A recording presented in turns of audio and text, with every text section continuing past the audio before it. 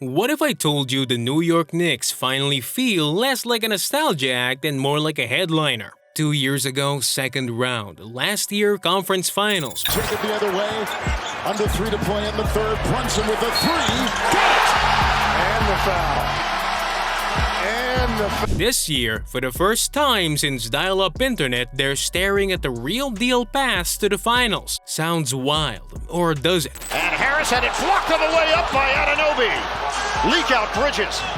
Bridges, oh, that's a man's jam! But before we start, if you love basketball and you're one of the 90% who watch without subscribing, it's time to join the NBA Inside family. Click it and let's live this season together. Jared Allen zoning it up as they strip Mitchell. Brunson and Grimes on the double team. Brunson throws it down. Here's why the league should be sweating a little.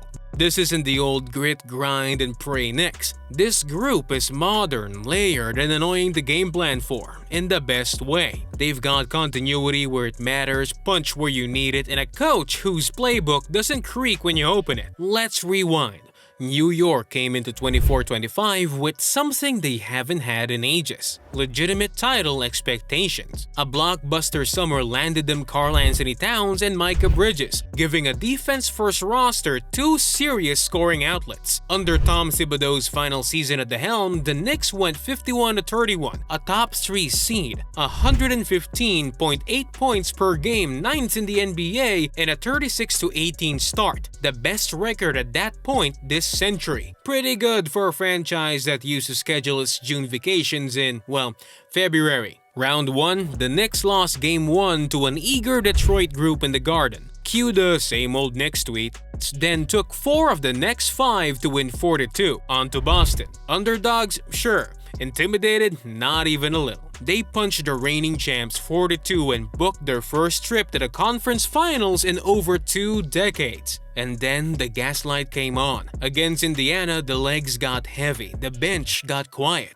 1,783 total bench points on the season tells the story. Plus 21.7 bench points per game, second worst in the league behind Boston, and New York bowed out 2-4. Thibodeau's final series ended in a gritty fight that still forced change. Historic season? Absolutely. Perfect? Not even close. The autopsy wasn't complicated. The starters were great. The depth wasn't. When the clock slowed, the offense got sticky and predictable. And when the main 5 sat, there was no one to manufacture points. No one to tilt the quarterback their way. Losing Isaiah Hartenstein and Dante DiVincenzo hurt more than the spreadsheets admitted. Less rebounding, fewer oh wow hustle plays, and fewer momentum threes when the Garden was begging to explode. So the summer mission became painfully obvious. Keep the core, fix the bench, and don't mess with the good stuff. Not fireworks, fine-tuning.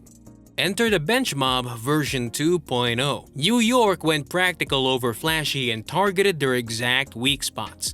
Reportedly, Jordan Clarkson for instant offense, Malcolm Brogdon for stability, Dershawn Yabasule for a stretch big twist. Nothing officially confirmed yet, mostly camp deal buzz and speculation, but the intent was clear. Add options, add scoring, and add maturity. If 2 of those 3 stick, the second unit suddenly has oxygen again. On paper, they bring about 24 combined points per game from last season, enough to shift the bench from liability to life. Let's talk Clarkson. Has the scoring dipped slightly since Utah?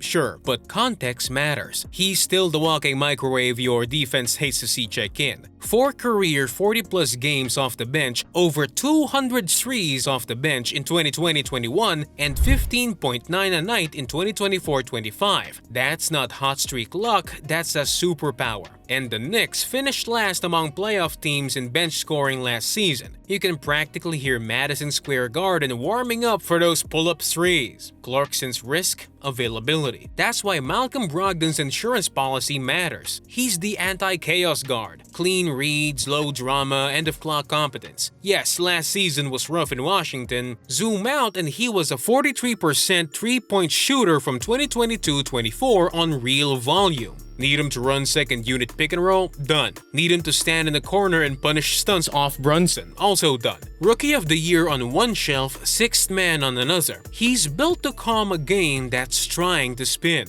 But the most seismic change, it came in a suit. After the Pacers series, the Knicks made it official. Thibodeau was dismissed in June and Mike Brown took over in July. That's not a knock, it's the natural next step after Thibs' era ended. Thibodeau raised the floor, re-established the standard, and got them to the dance. Brown's job is to change the song. If you watched his Sacramento teams, you already know the vibe. Pace without panic, movement without wasted motion, and playmaking baked into the structure. Those Kings crossed half-court faster than anyone, ran drag screens before defenses could name the coverage, and let Sabonis and Fox weaponize reads rather than brute force. Now picture that skeleton with Brunson's craft, Towns' range, Bridges' relocation, OGAnunoby's timing, and JoshHart's "why is he everywhere" energy. That's a system upgrade. Under Thibs, New York lived in late clock shot creation. A lot of Brunson get us something possessions. Brown wants the good stuff to arrive earlier. Expect more early offense threes, more slice and split cuts, more "the ball found the open man" than "one guy dragged us there." Picture Bridges and OG sprinting to the corners, Brunson lifting weak side for a reversal 3, Towns trailing into a pick and pop. Easy points pile up when the defense is still labeling matchups. And let's give the stars their flowers. Jalen Brunson didn't just make a leap, he sprinted past whole tiers.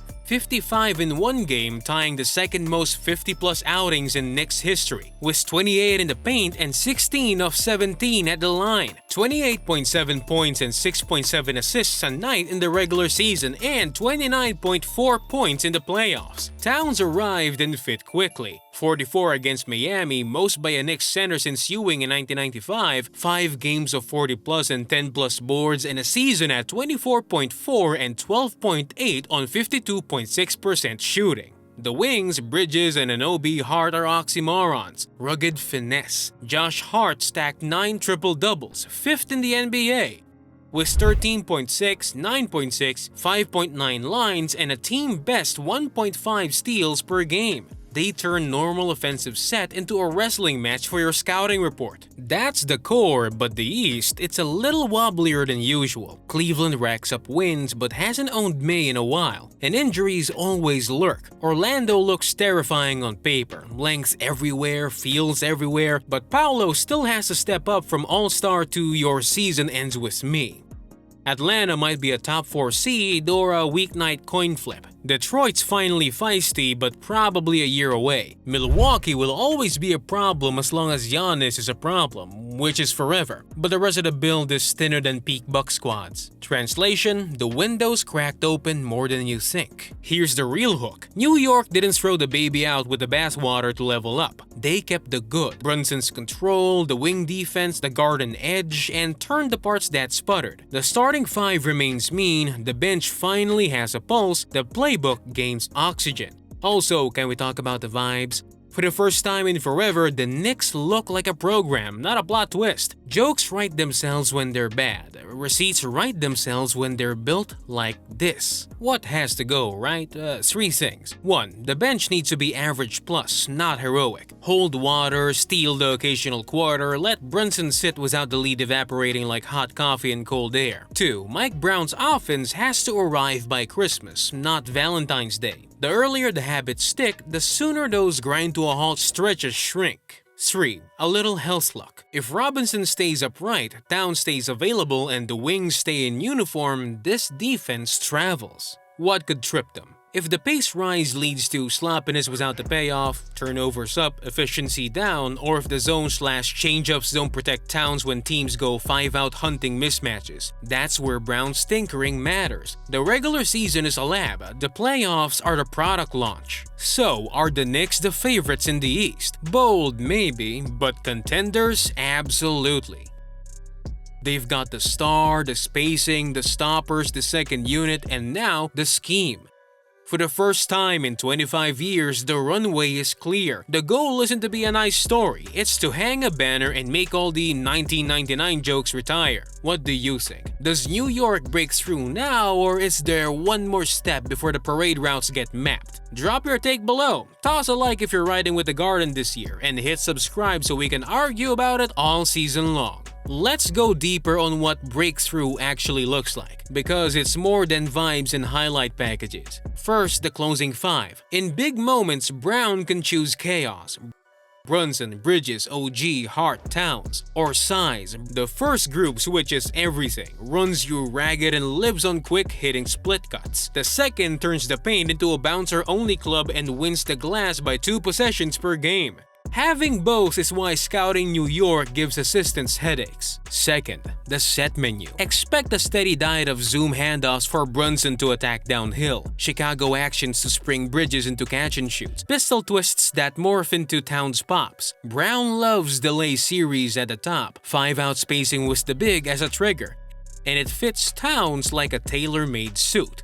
If you drop, Brunson dimes. If you switch, Towns punishes the mismatch. If you top lock the shooter, the back door opens like an automatic door at a grocery store.